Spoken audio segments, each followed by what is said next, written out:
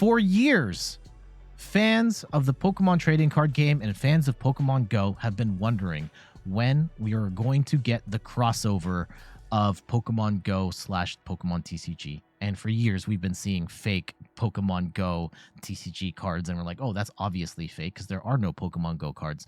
And now there are. As of the summer of 2022, the Pokemon Company put out a special set in the style of Pokemon Go, focusing on a lot of Gen 1 Pokemon and Pokemon that kind of made their debut in Pokemon Go. Let's go and talk about some of the more noteworthy cards from this set as we continue our series at looking at all of the notable cards from the Sword and Shield era of the Pokemon trading card game. I'm Jet from inthirdperson.com. Make sure to like the video, subscribe to the channel, and let's talk about the cards from Pokemon Go.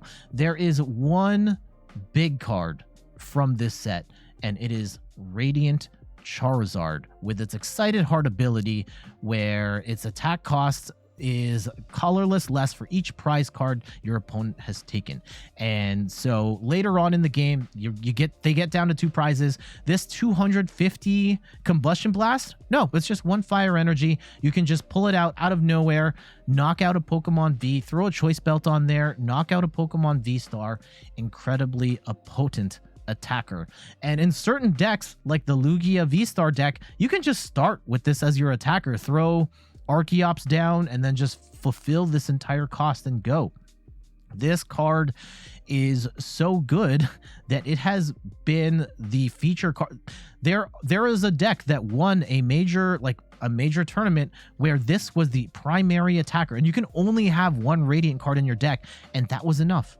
Again, shoutouts to Piper Lapine for piloting the Radiant Charizard deck to victory in that one tournament.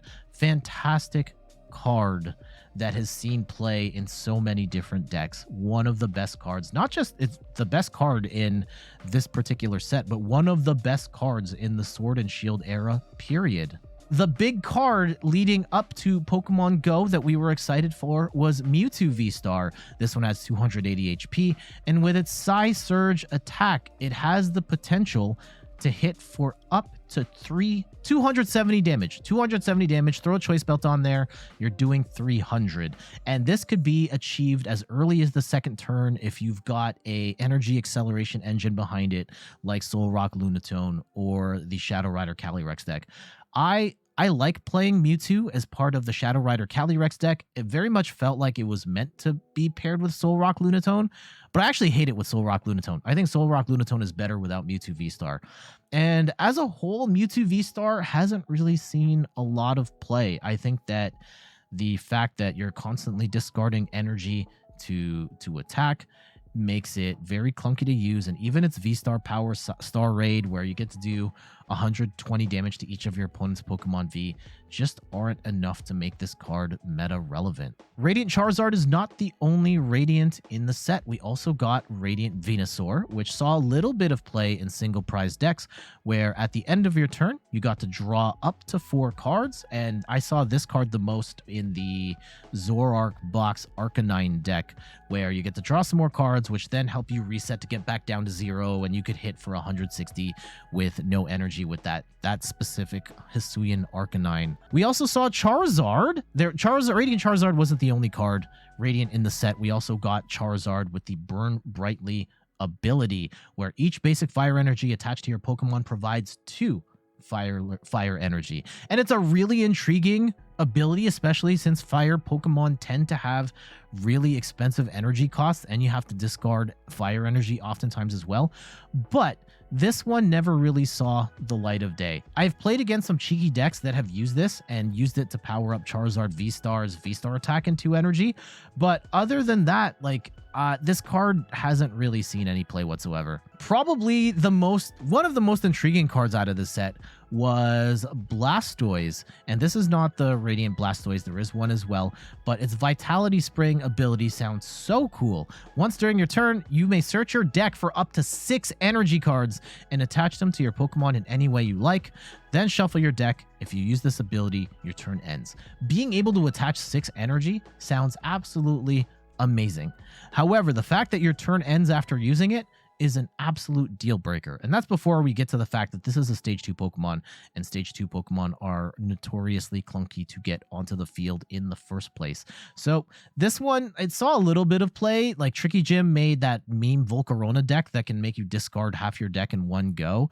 And outside of that, this card never really saw any love.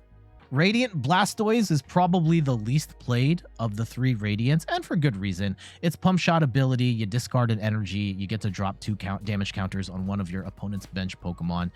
It's okay, but it's just not good enough. Slowbro was a staple, and still is a staple, of the single prize Zoroark deck, where its Twilight Inspiration move, you can use this attack only if your opponent has exactly 1 prize left. You take 2 prizes, and this was your comeback card of choice. So if you're going to play that Zoroark deck, you have to have at least one of these in there. And this is oftentimes going to be the card that wins you the game. We did see a Magikarp which had an interesting attack. Raging Fin does 10 damage and 30 more damage for each Magikarp and Gyarados in your discard piles. So you are doing 3 times 720, potentially up to 220 damage for only 2 energy. You could potentially Raihan into a water. You could use double turbo to do 200 damage, which is intriguing. It still wasn't good enough. Even if you had the Ditto that was copying the attack, it just wasn't enough. And same with the Gyarados. This was kind of a meme card, though. You evolved up to the Gyarados, and with Wreak Havoc for colorless energy, you flip a coin until you get tails, and for each heads, you discard the top 2 cards of your opponent's deck. Interesting idea, didn't really work out in practice. We also saw the legendary birds get cards here, and they all basically had the same ability. The ice symbol, where your basic water Pokemon's attacks got 10 more damage, and then the Zapdos and the Moltres were the same. Articuno got played a little bit when people were trying to do Lost Box with just Cramorant, which lasted for a couple of days. And then Vikavolt decks did use this Zapdos a little more, and this is probably the one that gets used the most. And the Moltres one, like, no one uses that. Oh, how could we forget Solrock and Lunatone? Maybe the biggest... well, the second biggest contribution from Pokemon Go. This was a budget deck that was very easy to build, very easy to play. You would discard energy, and then you would attach that energy with Solrock to the Lunatones, and Lunatone hits for 30 damage plus 30 more damage for each psychic energy attached to this Pokemon. In tandem with Radiant Greninja and Scoop Up Nets, you could get your Lunatones to do some pretty big damage, and dropping only 1's prize was really handy as well. During the Pokemon Go era of this game, Solrock Lunatone was everywhere. It's kind of been pushed out of the format by stuff like Lost Box, but as a starter deck, it's still a pretty decent one to play. Alolan Raticate is kind of intriguing. Stage 1 Pokemon, its move Super Fang does, put damage counters on your opponent's active Pokemon until its remaining HP is 10. And then you pair this up with, there's a Garbodor that puts on poison from the bench, and you could one-hit KO anything in the game. Yes, 3 colorless energies, really clunky. You're going to have a series of twin energies and double turbos and Raihans and all that. But I have lost to this deck here and there. Melmetal VMAX was the one VMAX from this set. 330 HP, very tanky. And it's got the move Gmax Juggernaut for 160 damage. This attack does 60 more damage for each extra metal energy attached to this Pokemon. You could potentially one-hit KO anything in the game, but with based on how clunky it was to get that much energy on there, and the fact that you were going down in 2 hits anyway, it wasn't really worth it. We also have Ditto, this card. I'm surprised this one did not get played more. Its sudden transformation ability lets it copy basic Pokemon's attacks, except for Pokemon with a rule box, Pokemon V, GX, etc. And you could make some really crazy decks that did really gnarly stuff, hit for big damage, stops you from playing the game, and so on. But this one did see a decent amount of play. I'm surprised it did not get played more, though. In terms of trainer cards, the only notable addition to the game from a competitive standpoint is Pokestop. Once during your turn, you can use the Pokestop, you draw the top 3 cards of your deck, and if there are items there, you get to put them in your hand. Kind of a nice touch. It kind of feels like Pokestop in the Pokemon Go game itself. Getting to keep the items is great. Sometimes it's you can throw out really good cards that you need from Pokestop, drop, but you try and counteract that by making a very high item heavy build. All right, that's going to do it for this look at the Pokemon Go series. Next up, we're going to be talking about one of my favorite sets in the Sword and Shield era. It might be my favorite set, period. Lost Origin. But until then, for everyone on YouTube, we got to go. For everyone on Twitch, I'll be back. Just let me say goodbye to our YouTube friends here. Before we go, you can find me on all the things: YouTube, TikTok, Twitter, and Instagram at In Third Person. You can find me on Twitch, where I stream the Pokemon trading card game every Sunday, and I think it's going to be 10 a.m. now going forward. And last but not least, you can find me on my website at inthirdperson.com. All right, so until the next one, I will see you later. Bye-bye.